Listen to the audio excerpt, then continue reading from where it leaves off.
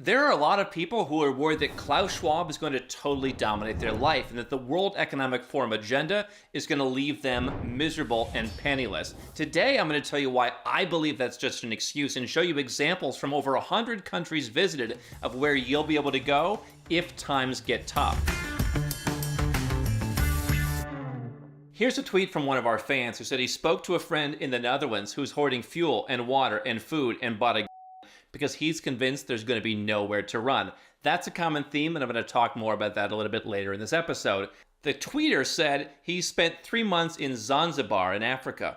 Old Nokias, cash only, friendly people, and really Wild West. Not even the government is in control. And he went on to make the point that there's always going to be somewhere to go. That's something that we've said for years, talking economically.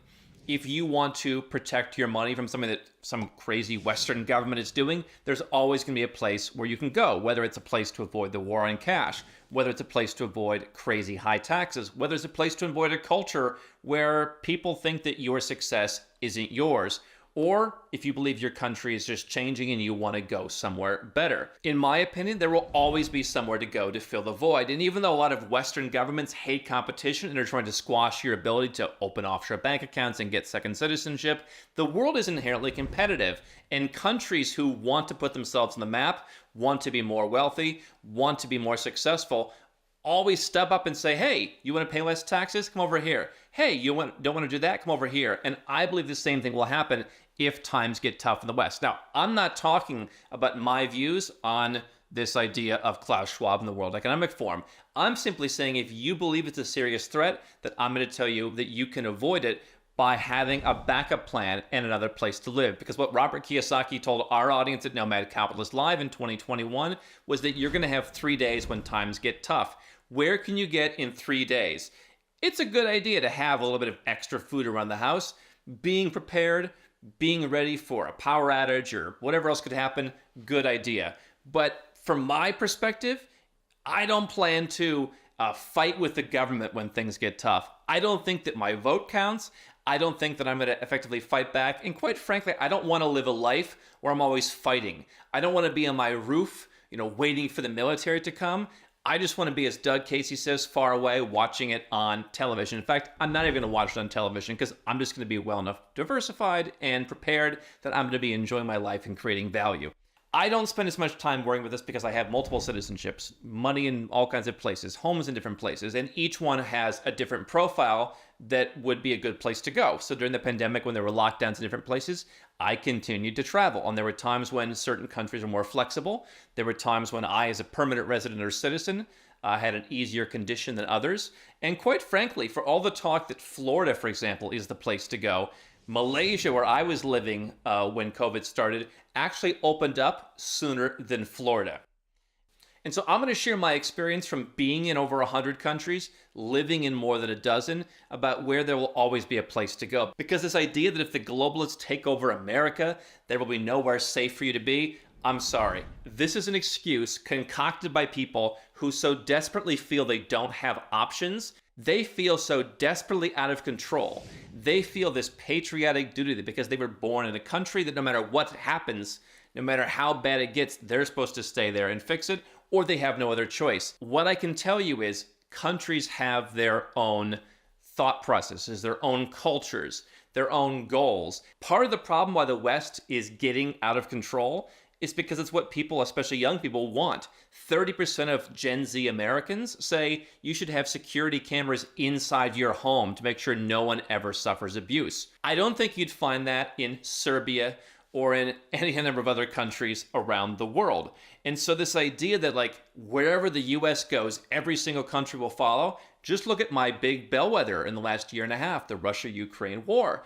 15% of the world's population lives in a country that is supporting Ukraine. And again, this is not my thoughts on Russia or Ukraine. I've talked about that separately. A little bit more than that lives in a country like India or South Africa, Nicaragua, and others that are saying we're actively pro-Russia. Obviously, India is a huge country. And then you've got most of the world that says, whatever, we're neutral for convenience, or we just don't care. We're busy. We've got our own problems. Leave us alone. Do you really think that, let's take Serbia, for example, their entire diet is meat? You go to Serbia to a restaurant. Hey, can I have one vegetable? Vegetable. It's a giant pile of meat. That's the entire country. They have their own fashion. They have their own everything, really. And they have a culture that even though they're the doorstep of Europe, they don't want to become Europe. They're not in the European Union. They want to maybe have some trade agreements with Europe. They want to have some deals with different, but they do deals with Russia. They do deals with China. They do deals with Europe. There are countries like that. You know, Vanuatu in the South Pacific has kind of done that. Other countries kind of leverage certain neutrality and say, listen, we're just going to be who we want to be. You fly from Europe to Serbia. I mean, it is dramatically different. And whether you like it or not, I go to one of my favorite restaurants, Franj in Belgrade. And at Franj, they have the ladies' portion. If you want 50% of the food for 65% of the price, you can order the ladies' portion, as the waiters call it. You think you'd get away with that in Germany or in New York City? Of course you wouldn't. But they're like, listen, that's what we want to be. We want men to be men and women to be women and men to feel comfortable. They're big bus. You know, men just went to Montenegro a couple of weeks ago, get the taxi. This guy is like the biggest human being I've ever seen. This guy's ripped. And he's listening to the Montenegrin version of Selena because they're just comfortable with who they are. You come over to the Balkans and you see it's an entirely different culture. And they're going to reject, by and large, most of this stuff of like, wait a second, I've got to share a blender. I'm not sharing blender. I don't want blender. It's not a problem for me sharing. I don't want this blender. And so you can just go to countries like that and see how differently places are going to respond. If you're an American, you say, oh, well, Canada's doing the same thing. Of course Canada's doing the same thing. You're looking at the countries that are basically exactly like yours, that 15% of the world's population. Look at who could just come to the United States without a visa. It's about 42 countries now. Some of these countries have literally hundreds of thousands of citizens. It's not many people who are in your ecosystem if you're living in a country like the United States. So what I'll tell you from 100 countries visited is it's going to be dramatically different. And I think that some of these countries have done a very good job of saying, we're going to be around you, but we're going to do our own thing. And it's nationalist in a sense of, listen, we may not date outside of our culture. We may not, do as much business. And listen, even if we're not going to be as wealthy as other countries around us, that's fine. We want to have our values. Now, there are countries like Bhutan, for example. You're not going to move to Bhutan. You're not going to become Bhutanese. They have successfully said, we don't even want tourism. We'd rather have our majestic forests. We don't want to cut down our forests. You know what the most important thing for us is our citizens are happy. There are countries that actually care about their citizens, believe it or not. And I can tell you, while Americans were waiting 6 to 9 months to get a passport during the pandemic, there were countries where I was walking in and getting it in literally 4 or 5 hours. And I continue to hear stories from friends around the world who live in smaller countries where the government therefore has to be a bit more responsive to them, and they actually have to serve them. If you're living in a country where you are more of what Doug Casey would call a milk cow, and Doug Casey speaking at Nomad Capitalist Live again, it's our annual live event, you don't want to miss it. But if you are a milk cow, you're just going to be milked by the government. Do you think they care what you want?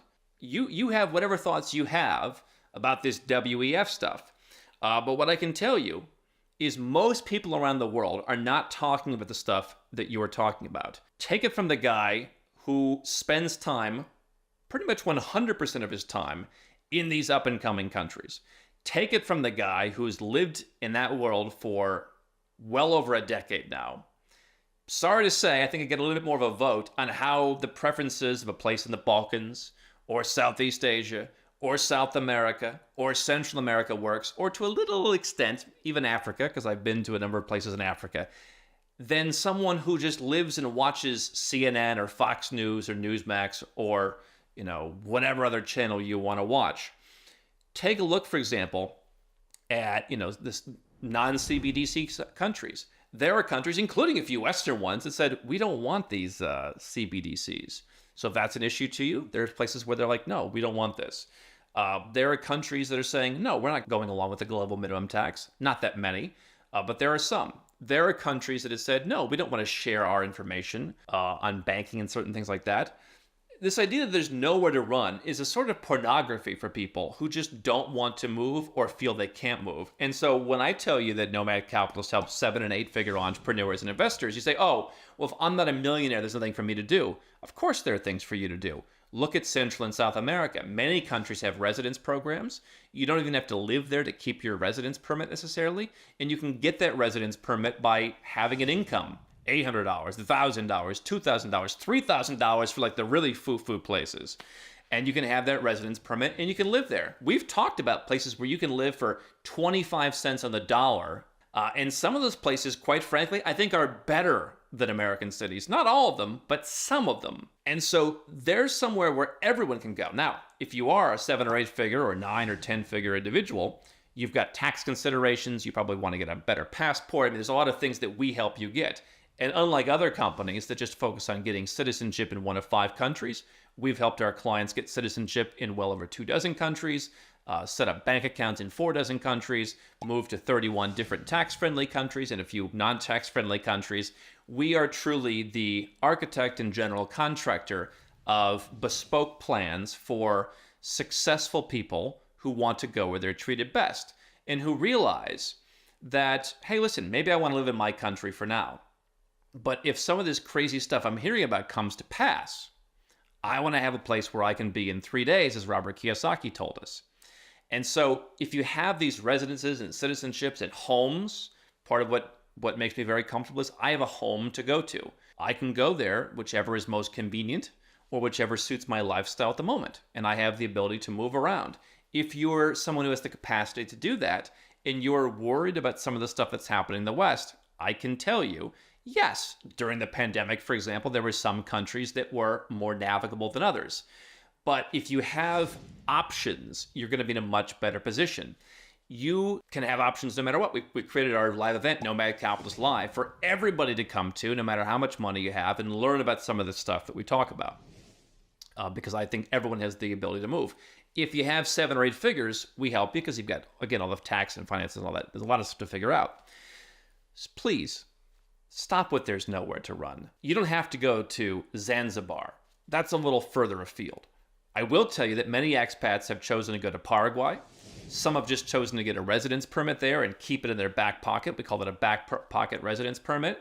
Paraguay is kind of the most up and coming, free place in South America. We've talked about countries like Ecuador, where you can get land for pennies on the dollar, beautiful land with food, and you can really talk about the preparing yourself for whatever happens. By the way, Doug Casey would say, yeah, some of these countries are left-wing.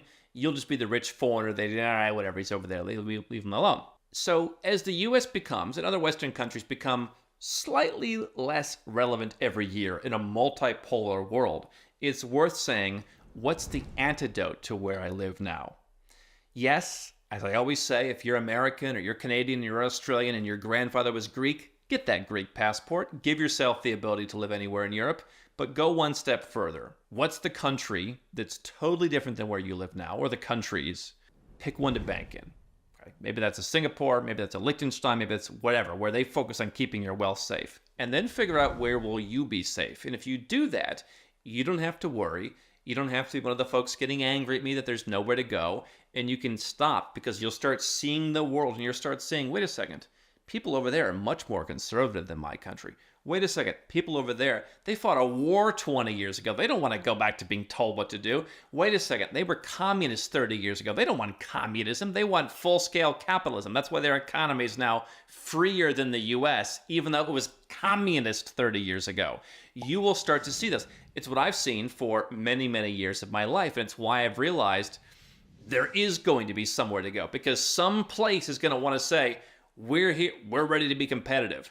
Look at real estate prices in Dubai in the last 2 years. They've more than doubled because people said what Dubai had to offer during the pandemic when it comes to taxes, as politicians rattle the saber on taxes, and many other things, that's a place they want to have a property. Not everyone's living there. Some of them are just keeping that property in their back pocket, that the next time some politician jacks up their taxes, they can go there. You want the same thing. If this Klaus Schwab stuff is on your radar, you want the same thing for whenever the box is checked that I'm angry, 3 days, I can get somewhere. I'm not running from something if I'm doing that. I'm saying, wait a second, if I'm an American, I believe in the principles of America, the idea. That's going to be somewhere else. Let me run to that and let everybody else who wants me to be surveilled in my own bloody house, let them stay behind and deal with what they've built. I didn't want that for my country, so I'm going to have a place that gives me the values that I have, financially, and personally. And if you do that, there will always be a place to go.